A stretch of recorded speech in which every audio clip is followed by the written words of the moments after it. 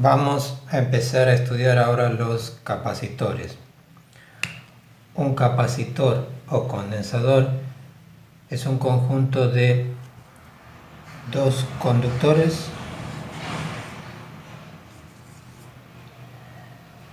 aislados eléctricamente entre sí y que pueden tener una forma cualquiera. Usualmente están próximos. Estos dispositivos permiten almacenar carga eléctrica y por lo tanto energía potencial eléctrica. El uso que se le da a estos capacitores es muy variado. En esta oportunidad no vamos a ver este tema.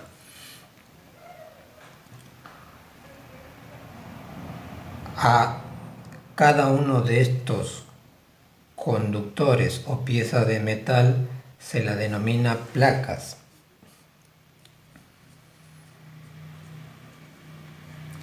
Independientemente de la forma que puedan tener.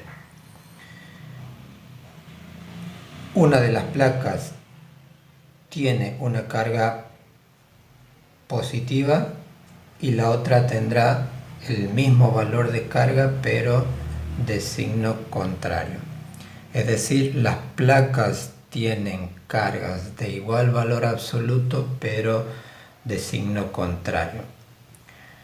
Generalmente esto se logra, por ejemplo, conectando ambas placas a los terminales de una batería, por ejemplo. La batería hace un trabajo y traslada, en este caso, electrones libres de una de las placas hacia la otra. Es decir, el proceso por el cual se carga un capacitor suele ser por una transferencia de carga de una de las placas a la otra. Es por esto que nos quedan dos conductores de igual valor absoluto de carga.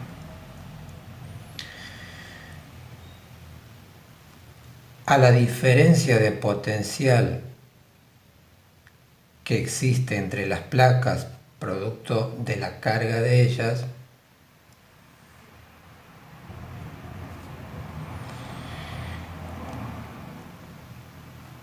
hasta aquí le llamábamos una diferencia de potencial, un delta de V. Pero de aquí en adelante, a esa diferencia de potencial la vamos a simbolizar directamente como V. Entonces, la diferencia de potencial entre las placas la denominamos V y siempre vamos a entender que este potencial o diferencia de potencial es el potencial de la placa positiva menos el potencial de la placa negativa. El potencial de la placa positiva siempre es mayor, por lo tanto esta es una cantidad positiva. Bien, vamos a definir la capacidad o capacitancia.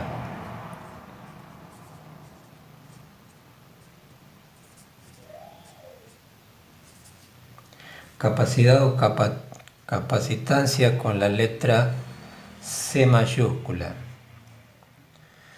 Y lo definimos como Q sobre V, donde Q es el valor absoluto de la carga de cualquiera de las dos placas y V la diferencia de potencial entre las placas. La unidad de capacidad en el sistema internacional vendrá dado por el cociente entre la unidad de carga, que es Coulomb, y la unidad de diferencia de potencial o voltaje, que es el voltio. El Coulomb sobre voltio se denomina faradio. El símbolo del faradio es la letra F mayúscula. Dado que las cantidades de carga suelen ser pequeñas, las capacidades también. De modo que el faradio es una unidad muy grande. Generalmente en los ejercicios se va a trabajar con sus múltiplos, esto es microfaradios, picofaradio, nanofaradio, como unidad de capacidad. El cálculo de la capacidad se suele hacer de la siguiente manera. Se considera que cargamos el capacitor. Una vez cargado vamos a tener una diferencia de potencial entre las placas. Se calcula esa diferencia de potencial generalmente a partir del campo eléctrico que generan estas distribuciones de carga. Esa diferencia de potencial, una vez calculada, se reemplaza en la expresión de capacidad y se determina en consecuencia la expresión de la capacidad.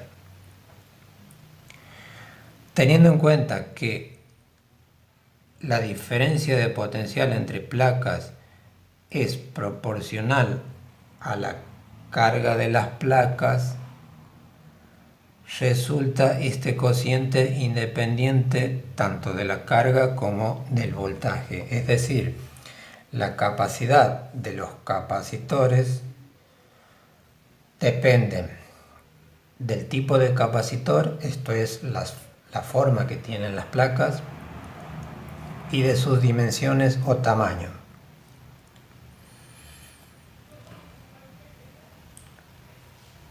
Vamos a ver un ejemplo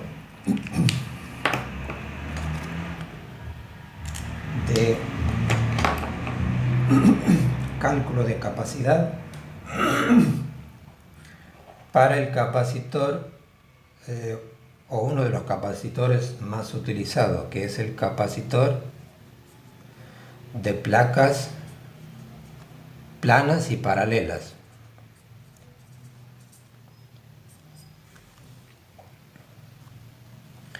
Supongamos dos placas o láminas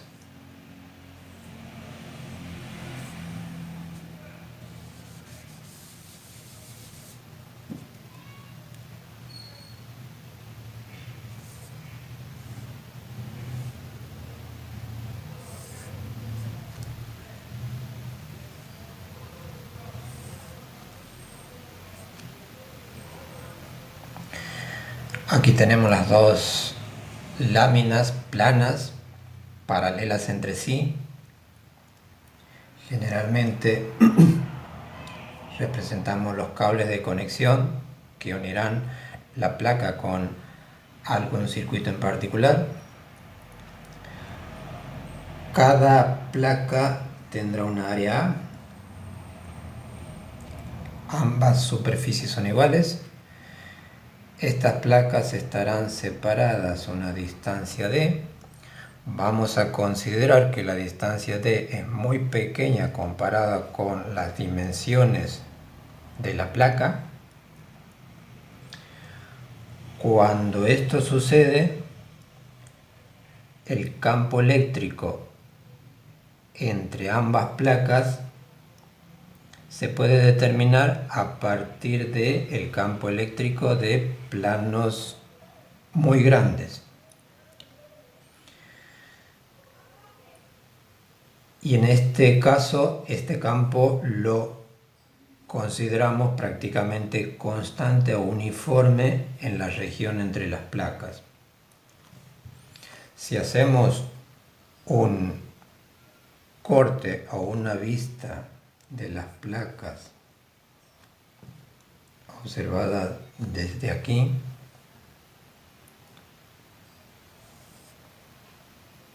tendremos las dos placas, los cables de conexión.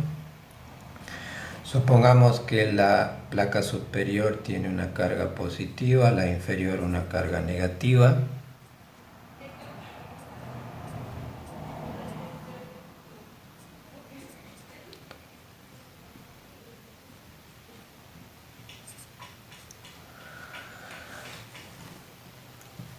Como se dijo, en esta región entre las placas va a haber un campo eléctrico uniforme.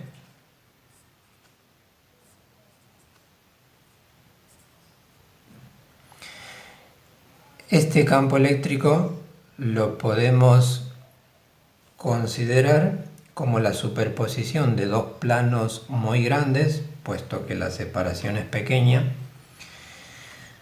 Ya habíamos visto y calculado el campo eléctrico de un plano muy grande a partir de la ley de Gauss. Recordando la expresión, es sigma sobre 2 epsilon 0. Dado que la placa positiva genera un campo hacia abajo y la placa negativa de forma idéntica, y como ambas placas tienen la misma carga y área, entonces si este es el campo de una placa, el campo total vendrá dado por la suma de estos dos campos, esto es 2 veces el campo de uno de los planos. 2 veces este valor nos quedará sigma sobre epsilon 0. Ese es entonces el campo eléctrico en la región entre las placas. La diferencia de potencial la vamos a calcular a partir de la expresión conocida.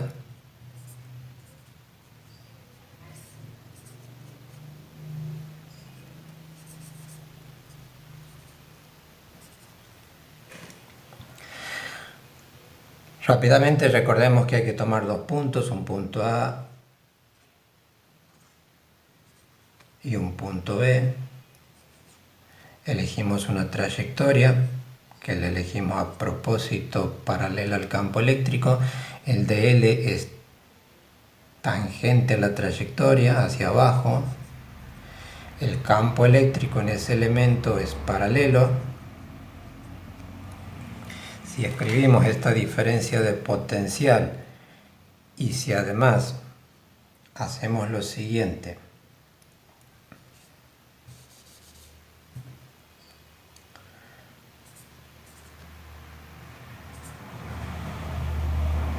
teniendo en cuenta que esta diferencia de potencial va a ser negativa, puesto que el potencial de la placa positiva corresponde al punto A, este potencial es mayor y esta diferencia es negativa. Vamos a sacar factor común un signo menos e invertir esta diferencia.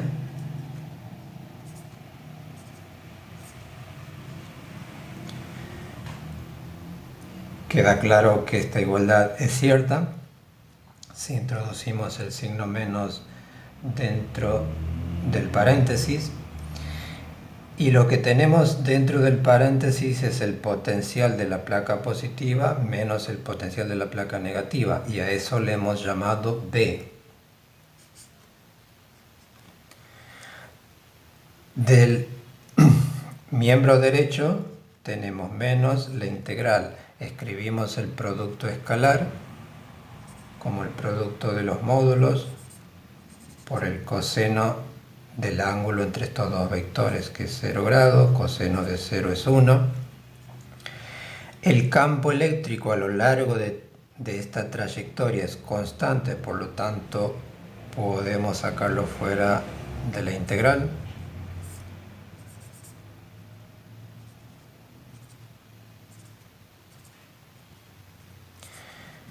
Esta integral de diferencial de L entre estos dos puntos básicamente es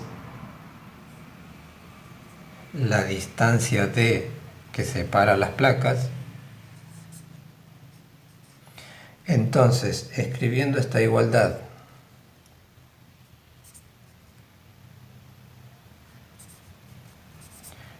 cancelando los signos menos,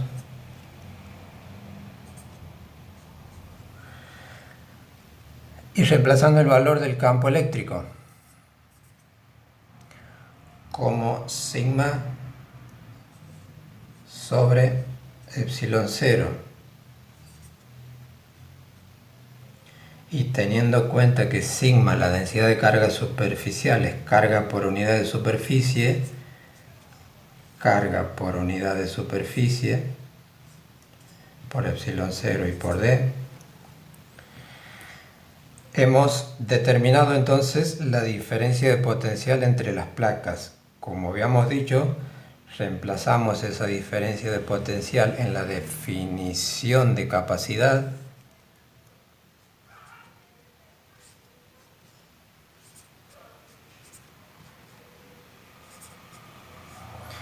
Este voltaje es Q por D sobre epsilon 0 por A.